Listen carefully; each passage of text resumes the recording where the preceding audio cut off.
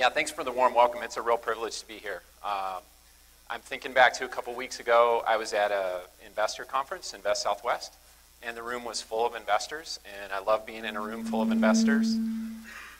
But I really love being in a room full of entrepreneurs. So this is very exciting. Congratulations to you guys cranking this up year after year, and I really appreciate the opportunity to be here. Yes, we made a pivot.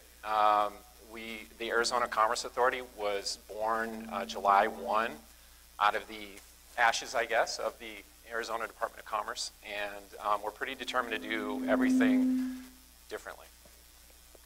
Any suggestions?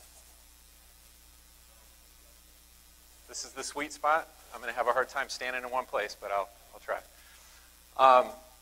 I'm Brian Sherman. I manage the business development team at the Arizona Commerce Authority, and so our mission is to help you start and grow in Arizona. Okay. Can you hear me? All right, perfect. I get to walk around.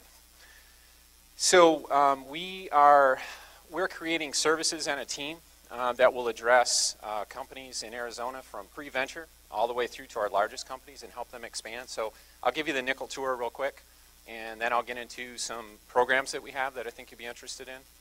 And then I'll take questions all along the way. Please, if you want to ask something, just raise your hand or yell at me. It's more fun that way. So the nickel tour is, we have a small business services group, and they have resources that are available to businesses of any kind who are considering starting up. So micro business, one person, sole proprietors, hot dog cart on up to more sophisticated businesses. And they have tools that are available to help those that are contemplating starting a business or actually doing it to understand the requirements of starting a business in Arizona. So, for example, here are the 10 things you need to do to start a business here legally. We don't provide much in the way of technical assistance. We channel all our clients in that space to other resources. Many of you are in the room that provide those kind of resources. So we don't do business plan development and things of that nature. We don't provide legal advice, but we very definitely help people get to you as resources. So part of our mission is to be a connector, to be part of the connective tissue in our community. We are focused on technology-based economic development, and that's not just because it's sexy. It is sexy. But that is because companies that are technology, manufacturing, or export-based are the ones that have the potential for the fastest, highest growth, and they pay the best wages. And if we are successful and you are successful creating companies of that nature, then our entire community benefits from that. So we don't have resources available other than the ones I just mentioned for retail type businesses or most business services. But if you're technology, manufacturing, export based, we definitely want to hear from you. We definitely would like to help you. If you are a company of that kind, we have an innovation team, and we have some finance programs in that space that I'll talk about in a moment. And we would like to develop a longer term relationship with you and help you grow. We have an expansion team as well, and that team focuses on medium and large companies in Arizona. And they are relevant to you regardless of the size of your business because you need to get to know those companies. At least you need to get to know them and understand what your market is, and they represent customers for you. We all need to get better at tapping into their resources in terms of helping us build a supply chain in Arizona. Let's buy in Arizona first if we can.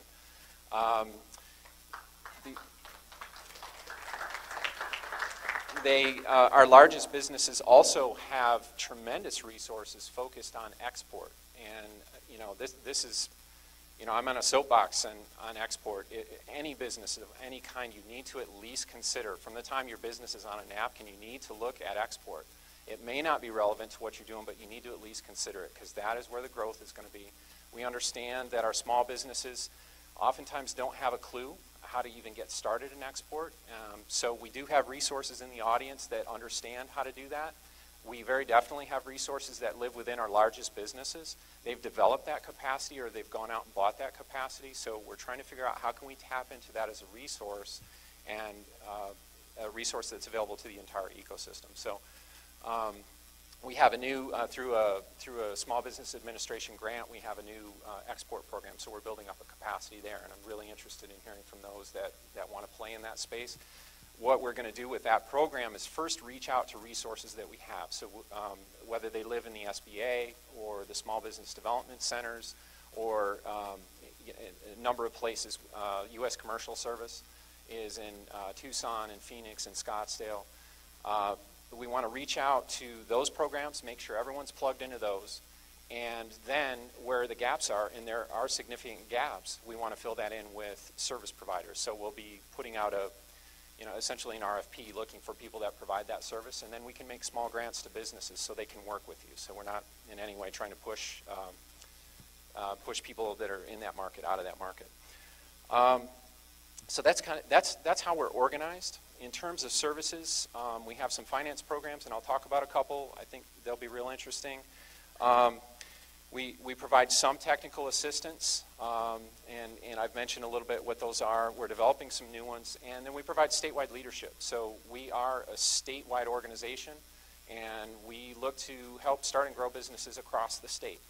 And one of the things that we're exploring is working with the Startup America Partnership and making sure that they understand the tremendous community and ecosystem that we already have, and using that as kind of a platform to plug people in. Again, that connective tissue idea, and then connect into this tremendous network that is being developed around the Startup America Partnership. And I really encourage you. Yeah.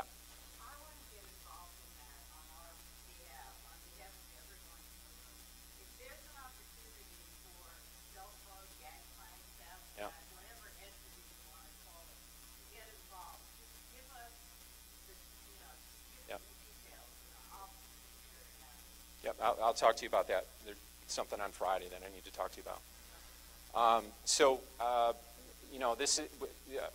The bus is going to take off on this, and you're welcome on the bus. And, we're not going to agonize over making sure it's all inclusive. I don't work that way. I don't think our organization works that way. So, get in touch. Finance programs. We have a new program that is it's a loan participation program, so it's debt oriented on the public side. So we had some money made available to us from the U.S. Treasury. So we've got 5 years to put together a loan program, and that program has to be matched 1-to-1. So we can loan for up to just under 50% of a project cost, and that has to be matched on the private side from private lenders or private equity. That program is just being developed right now. We're committed to launch that in early January, but I think we'll probably beat that. So I think that's going to go live in December. So for everything that I talk about now, if you're interested in checking out what we have, go to AZECommerce.com. In the upper left corner is an incentives button, and that's where all our programs are listed. And I'm going to talk about some that aren't there yet, but they will be. So that's where we list all our incentive programs. So if you click on that link, you're going to get a little blurb about a paragraph in length that describes that program. And typically there's a link at the bottom of that gives you a one-pager, or in some cases an application, or whatever you need to do to explore that program. There's a number of programs that we have I'm not going to get into today. I don't really have time. Tax credit programs. And yes, some of the tax credit programs are very relevant to companies that are still pre-revenue. I will give one example, the Small Business Tax Credit Program, or Angel Tax Credit Program. Please take a look at that if you are a technology manufacturing company. What that does is it's a relatively simple application process. We process some paperwork, you send us an application, tell us about what you're doing. There are some parameters around it to qualify. We certify you as an Angel certified business. And then you can take that out and shop that certification around to investors, because they can get up to 35% of their state tax liability back in a tax credit. If you are interested in working with any angels, especially the angel groups, you absolutely need to look at that. So take a look at that tax credit program. There are others that could be relevant, but that one is probably the most relevant to this audience. The Arizona Innovation Challenge. I love to ask this question. I'm sorry if people that hate the audience participation piece, but please raise your hand if you've even heard of the Arizona Innovation Challenge. Getting a little more penetration. I'm really proud of that program, and I want to thank some people in the audience that were instrumental in making that a success, I think. That is a program that we ran last year. The Governor Brewer made some money available to us from stimulus funding. We had a one-time crack at this. The question was, with $1.5 million, what's the best thing we can do with it? And the answer was, we want to find early-stage companies that are facing the classic valley of death and need a little bit of an investment to get them through that and bring their product or technology to market. And so very quickly, we put something together. We were very aware of, we were still the Arizona Department of Commerce at the time. We were very aware of the transition that was taking place. So we considered this a foundation story and an opportunity to operate differently. So we did our best to throw away the government playbook. And we put something out really quickly. And did anyone in the audience apply? I know at least one person that I saw earlier. Okay, a few hands. So we got the word out as quickly as we could, and it was open for 30 days, and we launched it the day before Thanksgiving, and we closed it the day before Christmas Eve on a state furlough day, which makes for an interesting story that I can tell. There was the depth and breadth.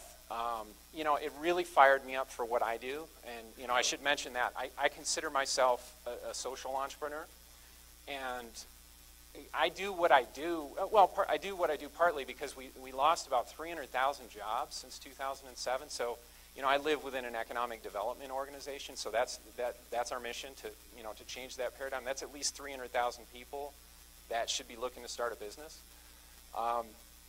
And I also do what I do because I don't have as much courage as you have. And so I get to be close to what you're doing, and that's really exciting. And the Innovation Challenge blew my mind, and I think others that participate blew their mind too. We can do better next time. I'll tell you about that in a minute. We had more than 100 applications. The depth and breadth of technology that we have in Arizona was amazing. And we know we just scratched the surface. You saw the hands that went up in the room. If I'm doing my job right, 80 to 90% of the hands should be up. So we'll do better next time. Look for it. It's coming. We're going to do another one, and this time we're going to do it with state funds. And so the funding level will be the same, $1.5 million. Last year we invested in 8 companies. Between 100,000 and 250,000, and the mission for them was, they sent us business proposals, and their mission was to commercialize their technology by September 30th, because that was the drop dead date for stimulus funding. So this time around, we're investing state funds. We get to make up our timeline. We get to improve, we get to pivot again. We get to improve the application process. This will be coming out in no later than mid-January. I think we're going to beat that, but it's definitely coming out in January. We'll issue some guidance probably definitely before the end of this month. So we'll be out talking to everybody. Please invite me to speak if you have a group that you'd like me to present to and talk about the Innovation Challenge in the December timeframe. I'm going to spend the whole month running around talking about it. So hopefully everyone will have a chance to have heard about it. It won't be a secret. It will be open for 30 days again. We will have $1.5 million available again. This time, so some of the improvements. We want to make the application process easier. So last time, really quickly, and a lot of people heard about it midstream. Again, it was open for 30 days. If you did the bare minimum, you had to submit a business plan that was between 12 and some people were over 100 pages. This time we want to do a brief proposal. So probably in the 2 to 3 page range. It should be very easy to apply. That will be the first gate. We will look at and I expect to get several hundred. We will review those, and we will select semifinalists, and then we will invite those companies to submit a full proposal with additional guidance around what we're looking for. That's the second gate. And the third gate is we're going to ask for a pitch. We made investments last time because we had to. We had to compress the amount of time that we had to do our work to maximize the amount of time companies had to execute on their projects. We made investments without meeting the management teams. And as an investor, that makes you very nervous. So I think that's going to be an important part. So we want to make the process easier. One of the things I'm really excited about is we also lack of resources. Last time we made investments and then we couldn't manage our portfolio. They were reimbursable grants, so we did the best we could to vet the companies, made the awards, they did their work, and then they would submit paperwork and we would reimburse for their expenses. We're going to change that up quite a bit this time. So much like investors would invest, we'll invest as they hit milestones and release money in tranches. We will provide, we're going to fund commercialization services around the actual awards. So this is an investment on our part in companies and then an investment in our infrastructure that's here. So you've heard from some people that provide that type of service today. You know, this is, we'll put out an RFP. We want to find out everybody that's out there that can provide that type of assistance. So, you know, you heard from Derek earlier. You know, if you wait long enough, there's going to be a gangplank in every neighborhood, and wouldn't that be awesome? Yeah. You're going to hear from Hamid later, and he'll tell you about AZ disruptors. Is Fred here from LaunchSpot, or anyone from LaunchSpot? Right, social media, yeah, right. Is Tallwave here? Yeah, Jared's here, awesome. I'm gonna forget someone. I apologize to those I'm forgetting. There's a lot of people that are working on our ecosystem in this space, and so we want to provide an opportunity. We want to endorse and invest in that, and marry those up with the companies and help them commercialize. So this isn't just a grant program. You know, here's an award. Good luck to you. We did the best we could last time, but we can improve on that quite a bit. So this is really about, you know, improving every time we do it and really helping companies get to the finish line. So I'm really excited about that. And here's the kicker. We're going to do, I believe we're going to do it twice this year. So we're going to do $1.5 million twice. And so we're going to look at maybe round 2 in 2012 looks a little different. It's you know, I won't get into it too much. It's hard for some industries to compete against other industries in short time frames, and so, you know, we're looking at doing a dissection there.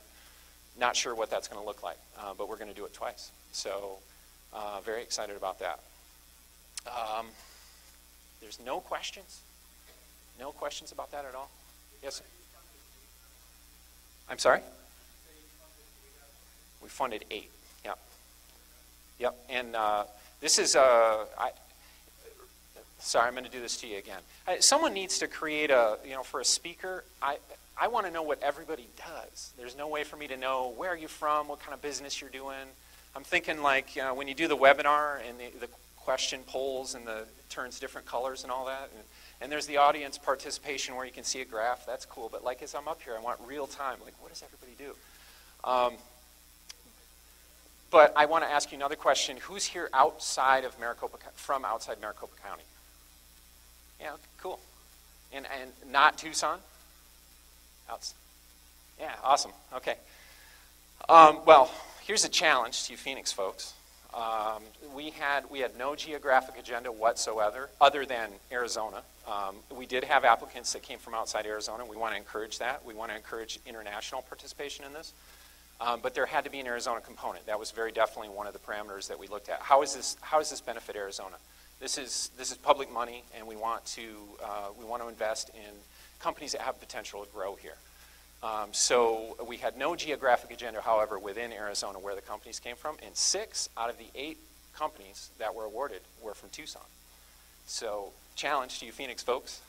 We had one from Flagstaff and one local company, Coleman Tech from Gilbert. So want to change that paradigm? That's tons of great tech. 2 gentlemen from Tucson participated in the panel, and I love to tell this story. They said, we have a really tight technology community, and we came into this thinking we knew everybody in this space, and half of the companies we'd never even heard of.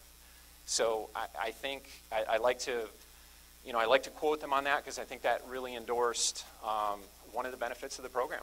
This is really all about, you all know this, we have a really hard time in Arizona for some reason connecting all the dots on our resources that we have out there. You know, how many times do you meet people that mention, you know, a third party and say, well, they're doing this, have you ever heard of them? And you're like, wow, you know, I've been doing this for 10 years and I've never heard of that person. Why don't I know that person? It happens every single day. And in other communities that we aspire to equal and transcend eventually, that kind of ecosystem, I think it works a little more efficiently. And so that's something that we want to change. That's a paradigm we want to change. So, yes, sir. So out of the AZEC funded, do you have any success stories? Yeah.